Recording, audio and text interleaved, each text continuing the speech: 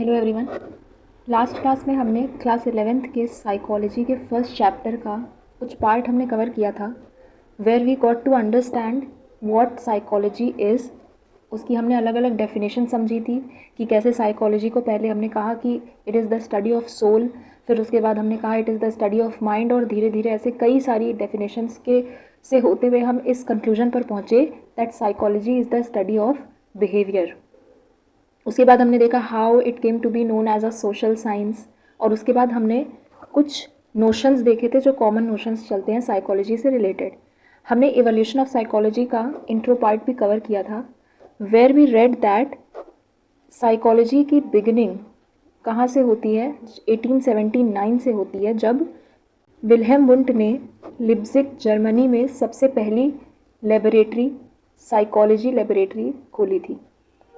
ठीक है, उसके बाद धीरे धीरे बहुत सारे हमने जाना था कि बहुत सारे धीरे धीरे ऐसे फिर कॉन्सेप्ट्स आते गए साइकोलॉजी को लेकर के। आज उन्हीं कॉन्सेप्ट्स को हम लोग डिटेल में कवर करने वाले हैं कि what these concepts talk about. तो सबसे पहले स्टार्ट करते हैं स्ट्रक्चरलिज्म से। स्ट्रक्चरलिज्म जो है वो विल्हेम वुंट के द्वारा दिया गया ही एक कॉन्सेप्ट था, and it is the oldest school of psychology. यानी सबसे बेसिक जो कॉन्सेप्ट था, सबसे पहला, वो ये था कि स्ट्रक्चरलिज्म के थ्रू हम साइकोलॉजी को समझ सकते हैं। इसमें हम क्या करते हैं, हम ह्यूमन माइंड के स्ट्रक्चर के बारे में पढ़ते हैं, जैसा कि नेम सजेस्ट करता है आपको स्ट्रक्चर। तो यानी इसमें हम जो है वो माइंड के स्ट्रक्चर के बारे में पढ़ेंगे कि कैसे जो कॉन्शियस एक्सपीरियंसेस हैं हमारे, जो हमारे माइंड में जो सेव्ड एक्सपीरियंसेस हैं, how they affect our behaviour and all that. ठीक है, तो हम इसमें माइंड के स्ट्रक्चर के बारे में पढ़ने की बात की गई। उसके बाद धीरे धीरे जब आगे और भी डेवलपमेंट हुई और इवोल्यूशन हुआ, तो ये हुआ कि एक्चुअली हमें स्ट्रक्चर के बारे में पढ़ने की ज़रूरत नहीं है। What is more important to study is the function of the mind, is the function of the brain. तो हम उसके स्ट्रक्चर के बारे में पढ़ के क्या करेंगे कि उसमें कौन सा पार्ट कहाँ है, कैसे है। हमें सबसे ज़्यादा ज़रूरी है उसके फंक्शन के बारे में बात करना कि how our mind and behaviour have relationship, how our consciousness affects our behaviour. हमारी कॉन्शियसनेस जो हमारे माइंड में होती है, what we know, what we think, और ये सब हमारे बिहेवियर को कैसे अफेक्ट करता है, ये सब माइंड के फंक्शन हुए। तो ये हमें पढ़ना ज़्यादा इंपॉर्टेंट है rather than the structure of the mind. फिर उसके बाद धीरे धीरे और डेवलपमेंट्स हुई, तो एक नेक्स्ट जो फील्ड आई दैट वाज जेस्टॉल्ट साइकोलॉजी। ये स्ट्रक्चरलिज्म का अपोज करते हुए आई, and it was founded in Germany by Wertheimer, Kohler and Koffka, ये नाम दिए हुए हैं नोट्स में। तो इन्होंने क्या कहा कि हम परसेप्चुअल एक्सपीरियंसेस के बारे में पढ़ेंगे। इन्होंने ये बेसिस किसको दिया साइकोलॉजी में कि हम क्या पढ़ेंगे, इन्होंने बेसिस दिया परसेप्चुअल एक्सपीरियंसेस को। यानी how we behave is more than what the present situation is, it is also depended on how we perceive the situation. मतलब जो सिचुएशन हमें दिख रही है उसमें हमारा क्या रिएक्शन आएगा, हम कैसे बिहेव करेंगे। It is not only about कि उस समय वहाँ पर क्या चल रहा है, इट इज़ अबाउट कि हम उस सिचुएशन के बारे में पहले से क्या समझते हैं। For example, when you see a glass half full of water and half empty, तो कुछ लोगों का जो परसेप्शन है वो ये होगा, उसको देखने का नज़रिया जो होगा वो ये होगा कि वो ग्लास आधा भरा हुआ है, which is an optimistic perception. और कुछ लोगों को दिखेगा कि वो ग्लास आधा खाली है। तो हर इंसान का अपना, हर इंडिविजुअल का अपना एक एक्सपीरियंस होता है, अपना एक परसेप्शन होता है, जिसके बेसिस पर हम एक पर्टिकुलर सिचुएशन को जज करते हैं, and then we response to that situation in that context. उसके बाद ये तो चलिए ये कहा जेस्टॉल्ट साइकोलॉजी में कि हमें ऐसे देखना चाहिए। फिर उसके बाद आया एक बिहेवियरिज्म। अब बिहेवियरलिज्म में क्या बात हुई कि हमें एक्चुअली तो समझ में, psychology is what, psychology is the study of behaviour. तो एक्चुअली हमें इंसान का बिहेवियर ही पढ़ना चाहिए कि वो कैसे बिहेव करता है। तो ये दिया जॉन वॉटसन ने। जॉन वॉटसन ने बोला कि भाई ये माइंड वाइंड के बारे में पढ़ के हम क्या करेंगे, कॉन्शियसनेस के बारे में पढ़ के हम क्या करेंगे, हमें तो जानना है, अल्टीमेटली हमें जानना बिहेवियर के बारे में है कि कैसे कोई पर्टिकुलर इंडिविजुअल बिहेव करेगा किसी सिचुएशन में। तो हम बिहेवियर को ही पढ़ते हैं। तो हम स्टिमुलस और रिस्पॉन्स के बेसिस पर कि क्या स्टिमुलस है, हम ऑब्जर्वेशन करेंगे, और हमें वही चीज़ें पढ़नी चाहिए जो हम ऑब्जर्व कर सकते हैं। क्योंकि माइंड को तो हम देख नहीं सकते कि माइंड में कैसे मेंटल प्रोसेसेस चल रही हैं, आप किसी पर्टिकुलर वक्त पर क्या सोच रहे हैं क्या नहीं सोच रहे हैं, ये सब थॉट्स हमें दिखते तो है नहीं। और कि हम इंट्रोस्पेक्शन कर सकते हैं। अच्छा, इंट्रोस्पेक्शन क्या होता है? इंट्रोस्पेक्शन हम स्ट्रक्चरलिज्म में जानते हैं इस चीज़ के बारे में कि इंट्रोस्पेक्शन में बेसिकली ये होता है कि आप खुद के बारे में क्या जानते हैं, that is known as introspection. तो कहा जाता था, जो सब्जेक्ट्स होते थे जब एक्सपेरिमेंट परफॉर्म होते थे तो कहा जाता था कि आप अपने बारे में जो भी चीज़ें आप जानते हैं वो आप पेपर पर लिख के डिटेल में देंगे, but that was subjective because कोई भी इंसान अपनी नेगेटिव अगर किसी के अंदर कोई क्वालिटीज़ हैं तो वो नहीं बताना चाहेगा, वो अपनी सिर्फ पॉजिटिव क्वालिटीज़ बताना चाहेगा, and that is why introspection was not that fair. तो इसलिए इंट्रोस्पेक्शन वगैरह हटाया, तो उन्होंने कहा भाई हम इंट्रोस्पेक्शन ये सब स्ट्रक्चर पढ़ के और माइंड का और फंक्शन माइंड को हम देख नहीं सकते, तो हम सिर्फ वही चीज़ें पढ़ सकते हैं जो हम देख सकते हैं, जो हम ऑब्जर्व कर सकते हैं, एंड दैट इज़ बिहेवियर। तो हमें बिहेवियर को पढ़ना चाहिए। फिर एक next field I, it was psycho analysis, और ये साइको एनालिसिस का जो कॉन्सेप्ट था ये दिया था सिगमंड फ्रूड ने, who was a very well known psychologist. इन्होंने कहा कि ह्यूमन बिहेवियर जो होता है it is a dynamic manifestation of unconscious desires and conflicts. तो इन्होंने कहा कि हम बिहेव करते हैं, वही चीज़ें हम करते हैं जो हमारी डिज़ायर होती है करने की। तो इन्होंने कहा कि ब्रेन का जो अनकॉन्शियस पार्ट होता है उसमें जो डिज़ायर्स होती हैं हमारा बिहेवियर उसी के अकॉर्डिंग चलता है। इन्होंने अनकॉन्शियस ब्रेन के 3 पार्ट्स बताए थे, which was ID, ego and super ego. ये आगे डिटेल में हम लोग पढ़ेंगे। इन्होंने कहा कि साइकोलॉजी में हम क्या करते हैं, हम अनकॉन्शियस डिज़ायर जो हमारी होती हैं उसी के अकॉर्डिंग हमारा बिहेवियर अफेक्ट होता है। उसके बाद humanistic approach I. Humanistic approach में ये कहा गया कि अगर दिमाग मतलब हर चीज़ अनकॉन्शियसली हो रही है तो फिर ह्यूमन की जो एक्चुअल फ्रीडम है वो तो कर्टेल हो गई।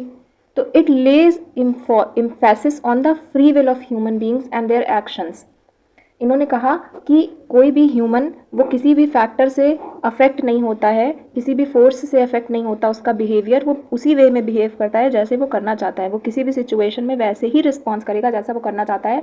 उसके बिहेवियर को, उसके रिस्पॉन्स को कोई भी फैक्टर्स अफेक्ट नहीं करते हैं। ठीक है, ये ह्यूमनिस्टिक अप्रोच हो गई क्योंकि इन्होंने ह्यूमंस के ऊपर ज़्यादा जोर दिया। फिर आता है कॉग्निटिव पर्सपेक्टिव। कॉग्निटिव पर्सपेक्टिव में क्या कहा गया कि कॉग्निशन के बेसिस पर हम जो है वो साइकोलॉजी को डिफ़ाइन करते हैं और साइकोलॉजी में हम बिहेवियर के बारे में पढ़ते हैं। अब कॉग्निशन क्या होता है, इट इज़ द प्रोसेस, जो मेंटल प्रोसेसेस होती हैं सारी, जैसे थिंकिंग, अंडरस्टैंडिंग, परसीविंग, मेमोराइजिंग, ये सब आपकी जो है वो मेंटल प्रोसेसेस होती हैं। तो सारी मेंटल प्रोसेसेस जो है वो कॉग्निटिव पर्सपेक्टिव के अंदर आती हैं। तो इन्होंने क्या बोला कि human mind as an information processing system just like a computer and mind receives, processes, transforms, stores and retrieves information. तो इन्होंने कहा कि ह्यूमन माइंड जो है वो उसकी जो जितनी मेंटल प्रोसेसेस होती हैं वो इन्फॉर्मेशन को लेता है, रिसीव करता है, उसको समझता है, ट्रांसफॉर्म करता है और उसी के अकॉर्डिंग वो बिहेव करता है। ये तो हो गया, धीरे धीरे ऐसे करके बहुत सारी लोगों ने अपने अपने कॉन्सेप्ट्स बताए कि साइकोलॉजी में एग्जैक्टली हम उसको किस पर्सपेक्टिव से पढ़ेंगे। उसके बाद आते हैं हम लोग ब्रांचेस ऑफ साइकोलॉजी पे। साइकोलॉजी को पढ़ने के लिए बहुत सारी फील्ड्स आई which can also be known as scopes of psychology, क्योंकि इन सारी फील्ड्स में आजकल करियर काफ़ी डेवलप हो रहा है, लोग करियर अपना इन्हीं फील्ड्स में बना रहे हैं। तो अब हम लोग पढ़ते हैं कुछ branches of well known branches of psychology के बारे में दैट आर कॉमन। सबसे पहली है कॉग्निटिव साइकोलॉजी, जिसमें कॉग्निटिव साइकोलॉजी में हम क्या करते हैं, इट इन्वेस्टिगेट्स मेंटल प्रोसेसेस, यानी हम यहाँ पर मेंटल प्रोसेसेस के बारे में पढ़ते हैं। इट स्टडीज़ थिंकिंग, मेमोरी, जो भी चीज़ें हमारे ब्रेन में मेंटल प्रोसेसेस सारी जितनी होती हैं, परसेप्शन, ठीक है, जितनी भी मेंटल प्रोसेसेस होती हैं ये सारी हम पढ़ते हैं in order to keep a peep into the human mental functions. कैसे ह्यूमन के जो हायर मेंटल फंक्शंस होते हैं वो सारे कैसे होते हैं, कैसे उसके मेंटल फंक्शंस उसके बिहेवियर को अफेक्ट करते हैं, ये सारी चीज़ें कॉग्निटिव साइकोलॉजी की फील्ड में हम पढ़ते हैं, मेंटल प्रोसेसेस से रिलेटेड जो भी चीज़ें होती हैं। उसके बाद आता है बायोलॉजिकल साइकोलॉजी।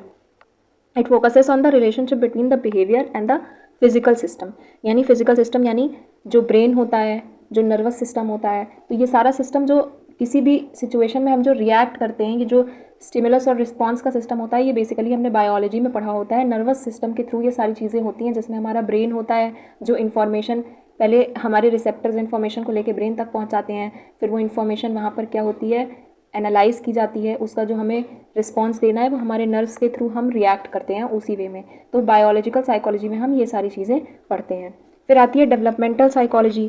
डेवलपमेंटल साइकोलॉजी में बेसिकली हम पढ़ते हैं कि how people grow and how they change through out their life, कैसे कैसे लोगों का बिहेवियर अलग अलग लाइफ के अलग अलग पड़ाव पर अलग अलग होता है, फ्रॉम द प्रीनेटल स्टेज, फिर चाइल्डहुड, फिर एडल्टहुड और ओल्ड एज तक। तो हम ये डेवलपमेंट पढ़ते हैं साइकोलॉजी में। कहते हैं ना कि मतलब बच्चों का बिहेवियर और बच्चे बुढ़े, जब लोग बुढ़े हो जाते हैं तो वो बच्चों की तरह बिहेव करना शुरू कर देते हैं। तो all this comes under the development psychology field of study. अब आते हैं न्यूरो साइकोलॉजी में।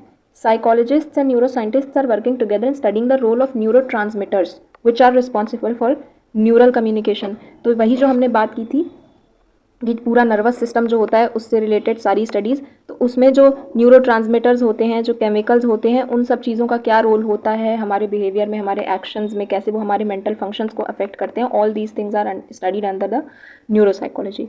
उसके बाद हम आते हैं सोशल साइकोलॉजी पे। This field studies the effect of the society on the behaviour of an individual. ठीक है, हम कैसे किसी के थॉट्स को, किसी की फीलिंग्स को, किसी के एक्शंस को, उसका सोसाइटी जो है, जिस सोसाइटी में वो रहता है, वो अफेक्ट कर सकता है। यानी बहुत सारी चीज़ें, आप जैसे आप किसी सोसाइटी में रहते हैं तो आप न्यूज़ देखते हैं तो आपका कुछ एक परसेप्शन बनता है चीज़ों को लेकर, आपके दिमाग में एक आइडिया आता है, then you behave, then you react to that situation in that particular way. तो how your society affects your behaviour, ये हम सोशल साइकोलॉजी में पढ़ते हैं। नेक्स्ट आता है कल्चरल साइकोलॉजी। हम अपने कल्चर से भी हमारा बिहेवियर अफेक्ट होता है। तो इसमें हम यही पढ़ते हैं कि मान लीजिए कि आप जैसी फैमिली में बचपन से पलते बढ़ते हैं, जो कल्चर आपने अपने अगल बगल देखा होता है, आप बड़े होकर भी वैसा ही कुछ बिहेव करना चाहते हैं। जैसे आपके, मान लीजिए आपके घर में जो है वो अनटचेबल्स को लेकर के कोई एक पर्टिकुलर स्टीरियोटाइप हो रखा है कि हमें अनटचेबल्स को अलग बर्तन में खाना देना है। ठीक है, फॉर एग्जाम्पल। तो आप भी उसी कल्चर में पले बड़े हैं, तो आप भी जब बड़े होंगे तो आप भी वही काम करेंगे। ठीक है, तो हमारे बिहेवियर को कल्चर भी अफेक्ट करता है। एनवायरमेंटल साइकोलॉजी, कि how our environment affects our psychology, हमारे मेंटल प्रोसेसेस को, कैसे हम चीज़ों को परसीव करते हैं, इन सब चीज़ों को हमारा एनवायरनमेंट भी अफेक्ट करता है। ये सब चीज़ें हम एनवायरमेंटल साइकोलॉजी में पढ़ते हैं। फिर आती है काउंसलिंग साइकोलॉजी। काउंसलिंग साइकोलॉजी में हम क्या करते हैं, कुछ पर्टिकुलर बिहेवियर जो होता है, जो अबनॉर्मल बिहेवियर होता है, उन चीज़ों के बारे में हम काउंसलिंग साइकोलॉजी में पढ़ते हैं। And it primarily focuses on educational, social and career adjustment problems. कि मतलब किसी के करियर एडजस्टमेंट में जो या स्ट्रेस हो रहा है या कोई भी सिचुएशंस ऐसी हो रही हैं, तो वो क्यों हो रही हैं, ये थोड़ा लो लेवल पर काउंसलिंग साइकोलॉजी जो काउंसलर्स होते हैं वो डील कर लेते हैं। अगर आपको थोड़ी कोई टेंशन हो रही है किसी सिचुएशन को लेकर, आप बहुत ज़्यादा कंफ्यूज हैं, तो आप काउंसलर्स के पास जाते हैं, they tell you the solution of that situation based on the study of your psychology, जो भी उन्होंने समझा।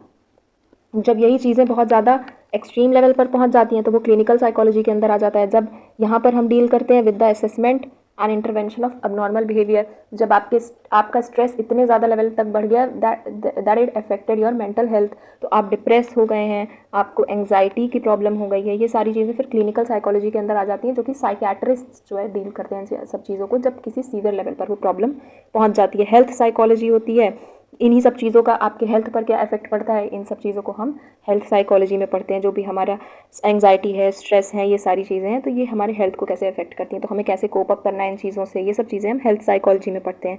इंडस्ट्रियल और ऑर्गेनाइजेशनल साइकोलॉजी, इस फील्ड का काम ये है कि हम किसी भी, जहाँ पर हम, जो भी हमारा वर्क प्लेस है, जिस भी ऑर्गेनाइजेशन में आप जॉब करते हैं, काम करते हैं, वहाँ का एनवायरनमेंट कैसा होना चाहिए, so that you have a healthy psychology, you have a healthy mental health.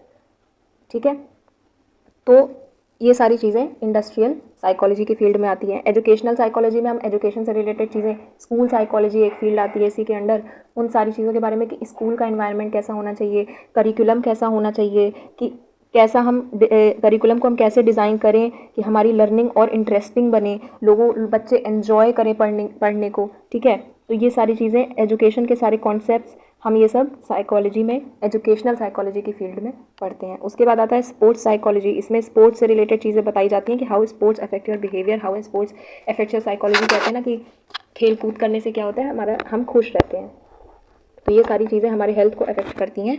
तो ये सारी हो गई हमारे फील्ड्स जिनमें हम साइकोलॉजी को पढ़ते हैं। कुछ और भी नई नई फील्ड्स एमर्ज हो रही हैं, जैसे जैसे डेवलपमेंट और हो रही है साइकोलॉजी की फील्ड में, because it is not the final stage, अभी भी डेवलपमेंट, अभी भी इवोल्यूशन जारी है।